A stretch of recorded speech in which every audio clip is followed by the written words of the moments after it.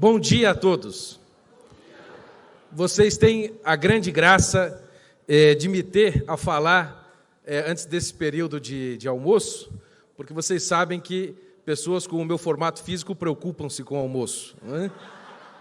Então, saibam que não falarei como de costume falo, como disse o Rafael Nogueira, a gente costuma às vezes falar 3, 4, 5 horas.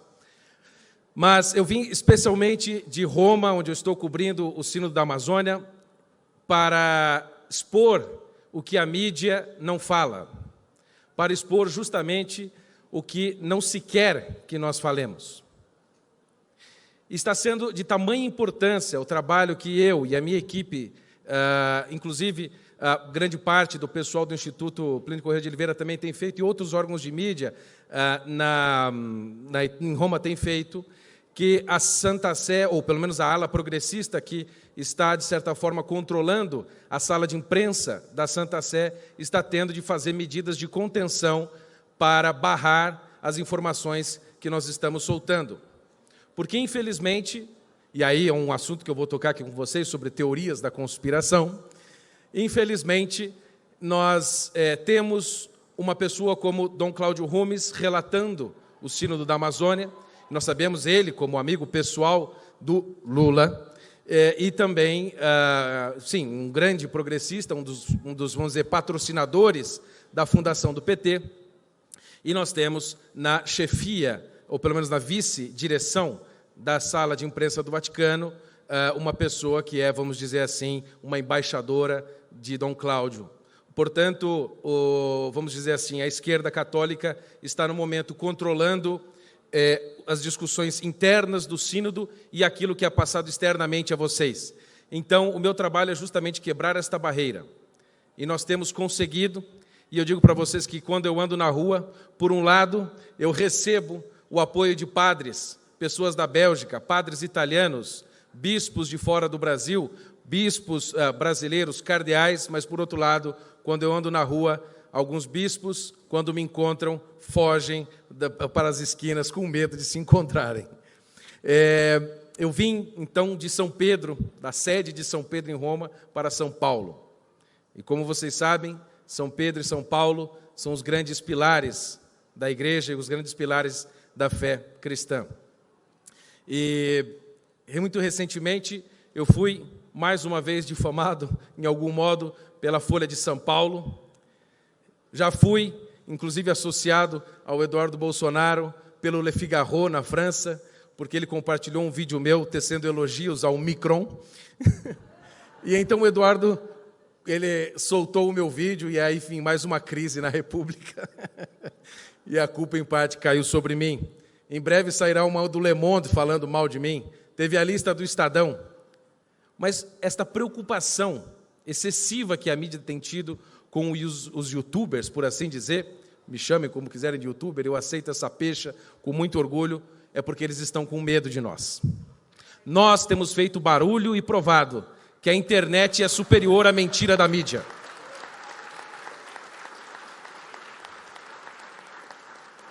Nós temos provado que ninguém aguenta mais as mentiras, as distorções e a violência que a mídia tem feito contra as nossas vidas, e a esposa do Eduardo Bolsonaro é prova viva disso. Então, portanto, para começar esta palestra, eu quero, na verdade, fazer uma reflexão rápida com vocês, falando, sim, da mídia, especificamente do jornal americano The New York Times, que, uma época, foi o grande modelo de jornalismo no mundo e hoje, infelizmente, se tornou a Folha de São Paulo americana, o que para eles não é nada bom. E eles publicaram um artigo em inglês, não foi traduzido, chamado How YouTube Radicalized Brazil. Como o YouTube radicalizou o Brasil. Ou seja, percebam, eu radicalizei o Brasil. Todos nós, youtubers, radicalizamos o Brasil. 2 repórteres do The New York Times preocupados com o youtuber. O que é que nós estamos fazendo? Nós estamos, sim, radicalizando, mas em outro sentido, no sentido de que nós queremos voltar às raízes do Brasil. As raízes mencionadas aqui pelo Rafael Nogueira e depois, então, pelo Dom Bertrand. as nossas raízes cristãs e majoritariamente católicas que fundaram a terra de Santa Cruz, da qual nós nos orgulhamos, porque as nossas raízes são baseadas em Jesus Cristo. E delas nós jamais iremos tirar os pés.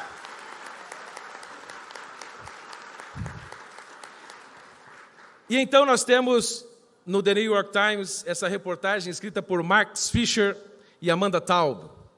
E então eles dizem uma coisa muito interessante. Eles criticam o YouTube e dizem que há um sistema, ou melhor, um ecossistema de ódio.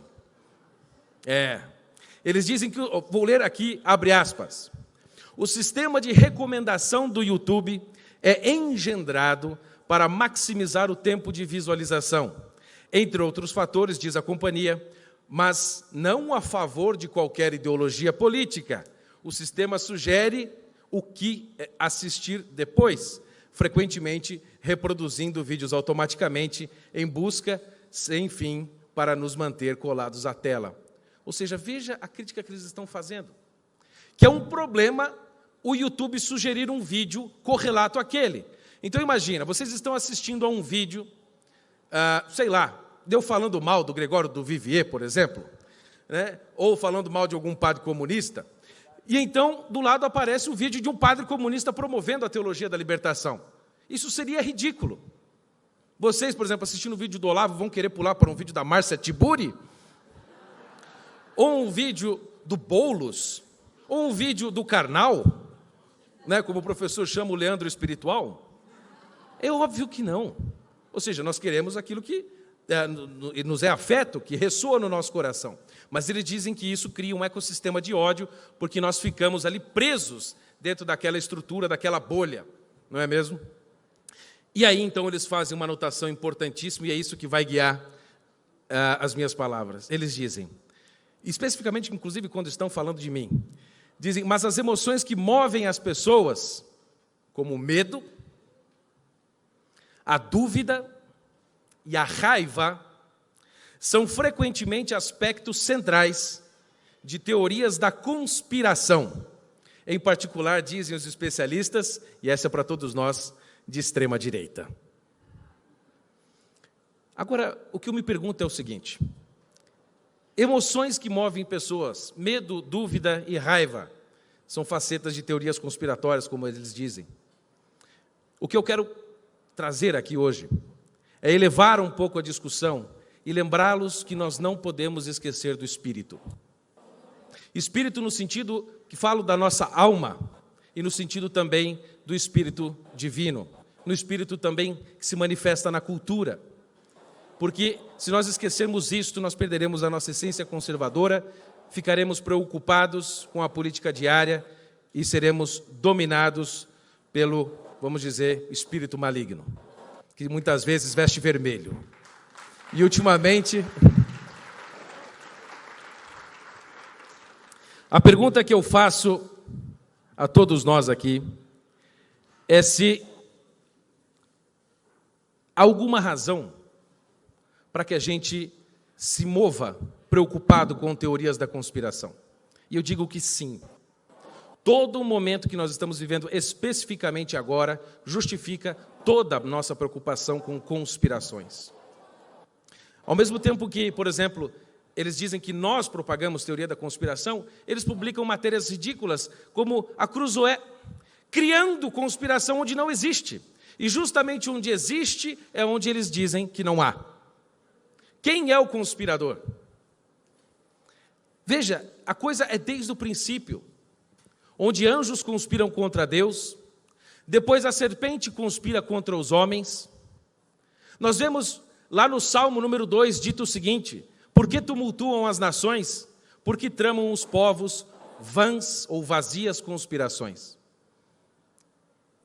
Nós vemos que, ou lembramos, o Senado romano, que se conspirou contra César, até tu, Brutus, não é mesmo? Nós vemos que, uma lembrança estranha para esses momentos que nós estamos vivendo, no século XVI e no século XV, as conspirações que muitas vezes terminaram na aquisição do papado. Pessoas que, ao que indica a história, compraram o papado. ou como a suspeita, por exemplo, do Alexandre VI, do Papa Borgia, ou mesmo a infiltração de agentes da KGB no Brasil, coisa que, se nós falarmos, por exemplo, a certos setores da extrema imprensa, nos terão como loucos, enquanto que isso hoje já é documentalmente indiscutível, de que existia uma conspiração no Brasil para transformá-la em mais um satélite da União Soviética.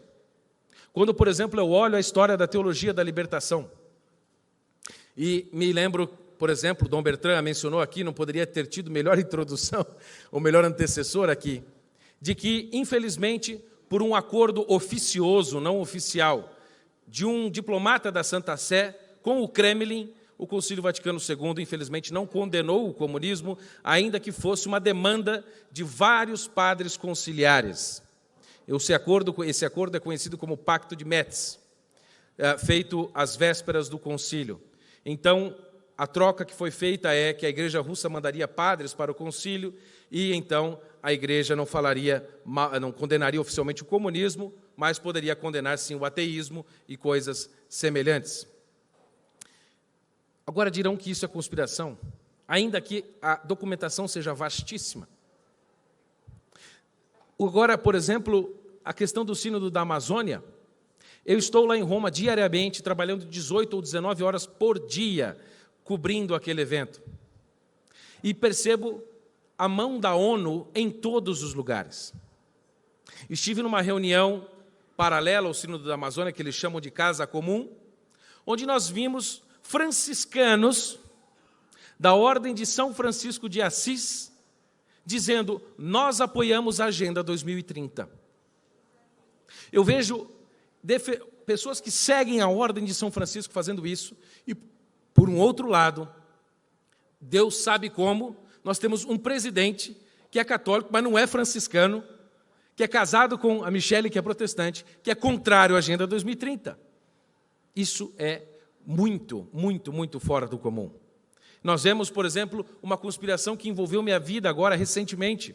Eu fiquei sabendo ontem que o meu confessor em Londrina, e eu faço questão de tornar esta informação pública, somente porque o meu padre confessor em Londrina, padre Antônio Fiore, dos Palotinos, somente porque ele é meu amigo, porque ele me confessa, me dá a Eucaristia, somente por isso, ele está sendo, com 72, 73 anos, expulso pelo bispo e pelo provincial de Londrina para São Paulo, aqui num asilo de velhinhos, para morrer. Porque ele é meu amigo. E nós somos os intolerantes. Se eu acuso de conspiração, por exemplo, o meu bispo, eu posso ser excomungado, como já fui oficialmente quase 2 vezes, uma vez ao vivo, um padre me excomungou, e aí eu o desafiei a instaurar um processo canônico oficial, obviamente ele desistiu, simplesmente porque eu estava denunciando problemas na igreja. Ou seja, sim, nós estamos vivendo o tempo das conspirações. Se nós temos preocupação com conspiração, eu acredito porque nós temos razões justas para isso. Se nós olharmos tudo que envolve o Deep State nos Estados Unidos, como não acreditar em conspiração? Portanto, sim, eu acredito. Há conspirações, há fundamentos, mas digo, para encerrar esse tópico, que sim, nós também devemos conspirar. Conspirar em latim nada mais é do que inspirar junto, co-inspirare. Vamos inspirar e respirar o mesmo ar, na mesma direção, na promoção do belo, do bom e do verdadeiro.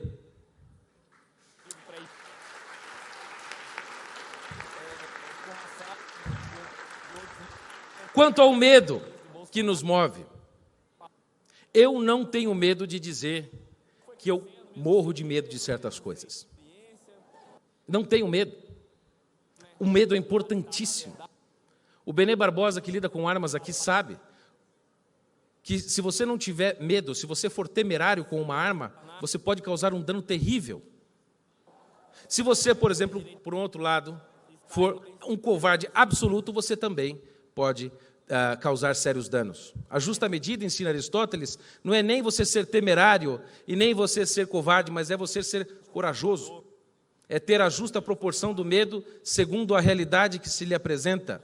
Isso nos mostra o professor Olavo de Carvalho e nos diz que nós devemos nunca ajustar o nosso medo nós nunca devemos ajustar a realidade ao nosso medo, aos nossos sentimentos, mas devemos nos submeter à realidade. Veja os soldados brasileiros em Monte Castelo, dos quais nós nunca devemos esquecer, os bravos guerreiros brasileiros que até hoje são louvados pela sua ação na Segunda Guerra Mundial.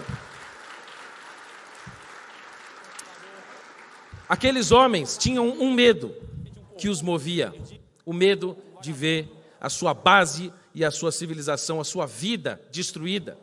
O Chesterton diz que o soldado nunca luta por aquilo que ele vê na frente ou pela derrota do inimigo. Ele luta para preservar a sua casa que ele deixa para trás na frente de batalha. É por isso que nós estamos à frente, para impedir que eles destruam aquilo que nós já temos. É por isso que nós queremos conservar aquilo que nós amamos. E é por isso que nós vamos à luta com medo de que eles possam destruir aquilo que é nosso. Mas o antídoto para o medo, obviamente, nós sabemos, é a coragem proporcionada à realidade. Até mesmo os kamikazes têm medo, vocês sabiam disso? Vocês já perceberam que kamikaze usa capacete? Exato, eles têm o medo de errar o alvo, dar a sua vida em vão, e em vez de acertar um navio, por exemplo, americano, como foi a época, acertar a água, e não morrer de forma honrosa, segundo eles. Portanto, vamos ajustar, não ser temerários demais, e nem covardes demais, mas sermos corajosos na justa proporção do medo de perder o país, para essa gente que sequestrou a nação e nos chama agora de malucos, porque nós dissemos, ou dizemos ainda, que eles tomaram conta de tudo, e nós achamos ainda, muitos acham, que porque só Bolsonaro chegou ao poder, tudo está resolvido. Como foi dito, nós não temos universidade conservadora, nós não temos uma alta cultura conservadora estabelecida, nós não temos mídia conservadora, nós temos pessoas que se sentem representadas pelo primeiro conservador da história da República Brasileira, que é o presidente Bolsonaro.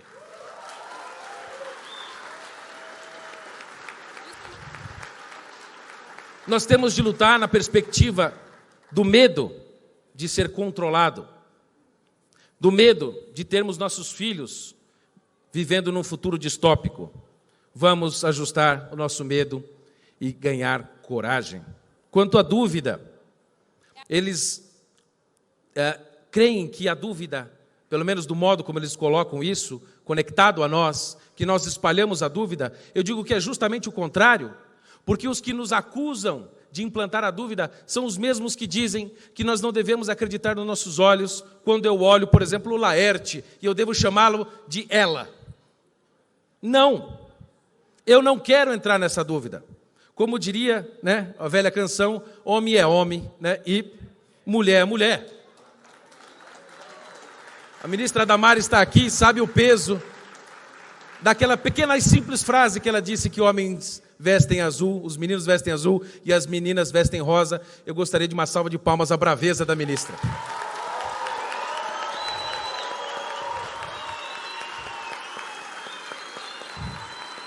E por outro lado, também, eu quero que vocês entendam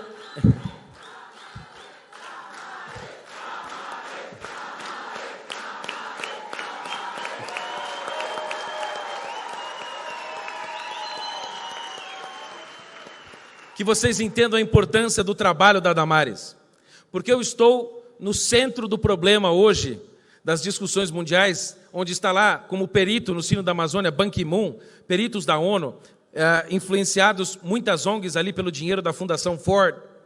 E eu vi, por exemplo, o cardeal Pedro Barreto, que é um cardeal peruano muito influente no sínodo, negando absolutamente que haja hoje infanticídio indígena. E ele pediu provas. Eu tenho toneladas de provas, mas nós temos aqui a ministra Damares que lida direta e especificamente com este assunto. Por que é que não foi consultada? Bom, a dúvida que muitas vezes nós temos sim de nos preocupar com coisas simples, por exemplo, que lidam direto com o nosso dia a dia. Eu, com as minhas preocupações físicas, me encho o saco. O ovo faz mal? O ovo faz bem? A gordura de porco faz mal, a gordura de porco faz bem. Deixe-me comer à vontade. Quando você vai a um buffet, você vive na dúvida. Eles querem tocar nas nossas coisas mais cotidianas e simples, como ir a um buffet e comer. Aí você pensa, será que tem óleo de canola? Isso aqui eu acho que é cancerígeno, mas será que essa água é pH acima de 7,35, que é o pH do sangue? Mas será que tem minerais demais e pode me causar uma pedra no rim? Eu vivo nessa loucura, porque na época eu fui obcecado com essas coisas, hoje eu deixei rolar, como vocês podem ver.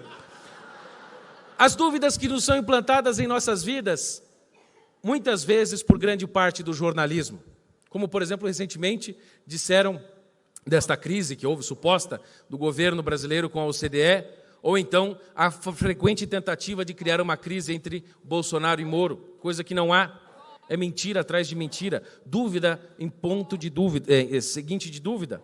Mesmo nos nossos celulares, nós não podemos confiar.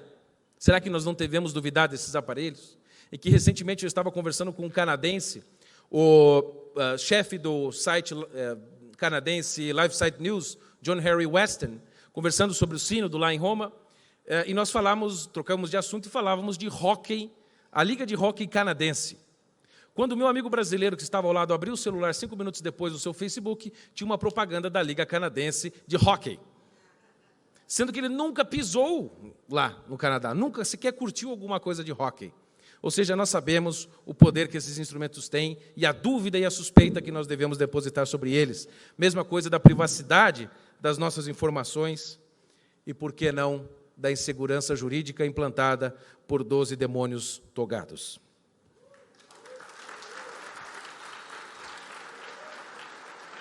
Não há hoje instituição mais influente, poderosa do que o STF. Recentemente, eles declararam que a homofobia é crime. Eu prefiro ir à cadeia do que negar os meus olhos e dizer, por exemplo, como nós acreditamos como cristãos, que sim, isto vai contrariamente à vontade de Deus. Obviamente que a intenção e o desejo não, mas a realização do ato em si, isso é claro desde o princípio. Mas sim, há um modo de nós superarmos a dúvida que é, em primeiro lugar, confiar em Deus e confiar no próximo. E eu acredito que a importância do CIPAC é justamente para criar estes novos laços, ampliar os laços de ação, os meios de ação, para que a gente possa superar esses sistemas de medo, de dúvida e, inclusive, as conspirações. É uma busca pela verdade, ainda que mantendo suspeita sobre quem deve ser alvo da nossa suspeita. E, por fim, a raiva, que somos acusados frequentemente de discurso de ódio. Agora, será que nós temos motivo para odiar certas coisas? É óbvio. Eu desprezo assassinos. Eu desprezo bandidos.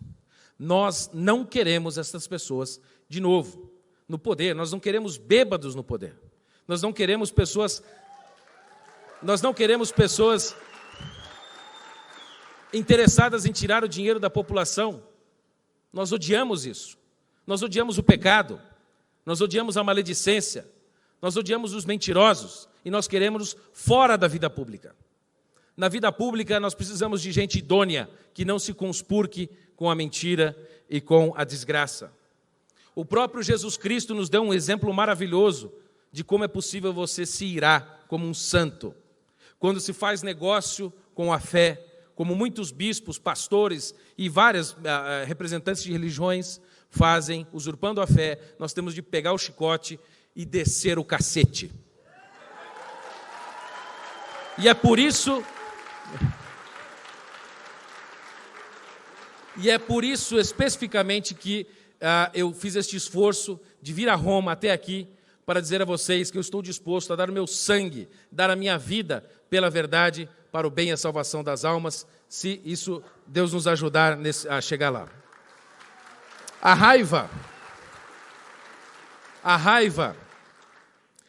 ira, muitas vezes o ódio, tem sim uma força pacificadora. A ira que se levanta contra a injustiça, o soldado que se ira com o seu inimigo insolente, dá coragem a ele de lutar. O ódio, a possibilidade da destruição, que é nada mais do que a outra faceta do medo.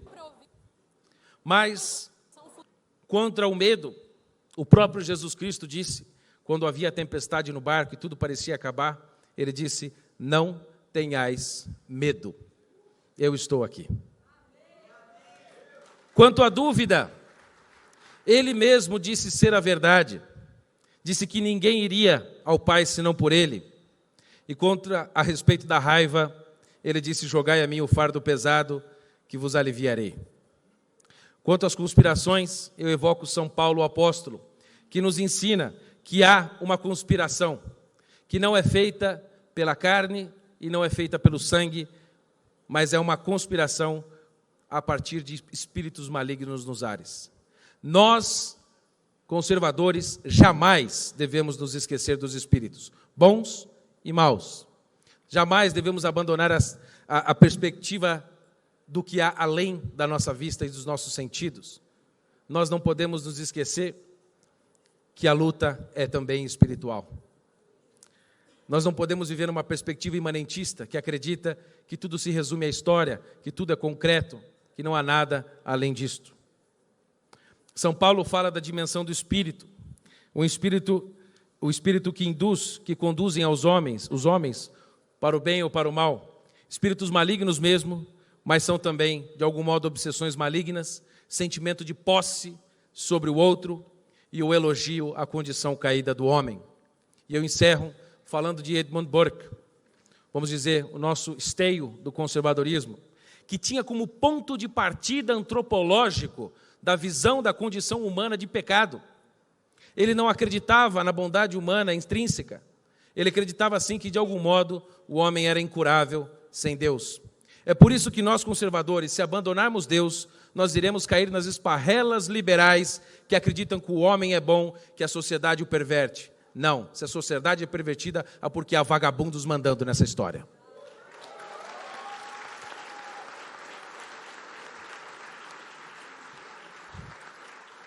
Nós somos aqui majoritariamente católicos e protestantes. Jamais percamos isto de vista. Não vamos ceder, como eu já disse, à tentação liberal de um Estado que não se ordena pelo Espírito, de uma vida que não se ordena pelo Espírito. Este foi o alerta também de Eric Voegelin, que dizia que o Espírito somente era capaz de ordenar as coisas. Este é o erro de muitas democracias modernas que querem esquecer o Espírito, que querem esquecer Deus. E Chesterton, a quem eu devo praticamente tudo, que a minha vida, aliás, todo o meu início da vida intelectual, ele dizia que quando se abole Deus, o Estado se torna Deus. E é justamente contra isso que nós estamos aqui lutando. Vejam que a Revolução Francesa começou abolindo Deus e no momento seguinte estava matando padres e estuprando freiras. Estava matando os cristãos na Vendéia que resistiram à opressão maligna do Estado ateu. E o século XX, que foi o século em que os estados oficialmente mais negaram Deus, foi onde nós tivemos mais totalitarismos, onde nós tivemos a maior promoção sistematizada estatal do aborto, que é um genocídio silencioso. Se você o menciona, você já é inimigo das mulheres, mas não. Nós queremos o bem das mulheres, daquelas que estão grávidas e daquelas que estão no ventre, que pelo menos são 50% das gravidezes. O século XX foi o século que negou Deus e criou o gigantismo do Estado, que foi contra a família, que criou a insegurança jurídica, a invasão e o controle da vida privada e um meio de incerteza e inconstância. Conservar, meus caros, sem ter Deus, nosso Senhor Jesus Cristo como centro, é apenas atrasar a inevitável destruição. Somente nele tudo se eterniza. E se queremos ser conservadores de fato, temos de conservar, não verdades abstratas, mas conservar uma pessoa. O professor Olavo de Carvalho, certa vez, disse uma coisa que eu jamais esqueci. Ele disse que Jesus Cristo é uma verdade. Não, Ele é a verdade. E quando nós chegarmos ao céu, se é que nós chegaremos ao céu, espero pela graça de Deus, e hoje por intercessão de Nossa Senhora que chegamos lá, nós não iremos encontrar verdades, nós não iremos ver uma aula sobre o que é as verdades, porque senão o céu, sinceramente, chegaria uma chatice. Você chega lá, senta e diz: senta aí que eu vou te explicar o que é tudo. Puxa vida. Não, nós iremos encontrar a verdade em pessoa. E é na fidelidade a ela que nós devemos andar, em obediência a Ele. E é obedecendo a Ele, nosso Senhor, e tendo de prestar conta somente a Ele no último dia, que seremos capazes de obedecer à verdade, jamais negociá-la, jamais pervertê-la, sempre anunciá-la, ainda que percamos por isso a nossa cabeça, mas não a nossa alma. Eu encerro com as palavras de Bento XVI, o Papa Emérito, numa homilia aos membros da Comissão Teológica Internacional, em outubro de 2006, que disse, em latim, castificantes animas nostras in obedientia veritatis. A obediência à verdade deveria tornar casta a nossa alma e, desta forma, guiar a reta palavra e a reta ação. Em outras palavras, falar para encontrar aplausos, falar orientando-se segundo os homens, que é o que os homens querem ouvir, falar em obediência à ditadura das opiniões comuns é uma espécie de prostituição da palavra. A castidade, a qual o apóstolo Pedro faz alusão, é submeter-se a estes protótipos. Não é procurar aplausos, mas procurar a obediência à verdade. Eu quero encerrar, se vocês me permitem, e aqui, como eu vim de Roma, eu ouso fazê-lo, com uma oração do Pai Nosso, que é a oração que nos une. Se puderem todos se levantar, por gentileza, vamos rezar e pedir a bênção de Deus. Pai Nosso, que estás nos céus, santificado seja o vosso nome. Venha a nós o vosso reino. Seja feita a vossa vontade, assim na terra como no céu. O pão nosso de cada dia nos dai hoje. Perdoai as nossas ofensas, assim como nós perdoamos a quem nos tem ofendido. E não nos deixeis cair em tentação, mas livrai-nos do mal. Amém. Meus caros, como disse Dom Bertrand, eu acho que podem se sentar, né? Como disse Dom Bertrand, a Amazônia é nossa. Como disse Bolsonaro, o Brasil é nosso e não deles. Mas eu digo, todos nós somos de Deus. Não esqueçamos do Espírito. Que Deus nos abençoe. Obrigado.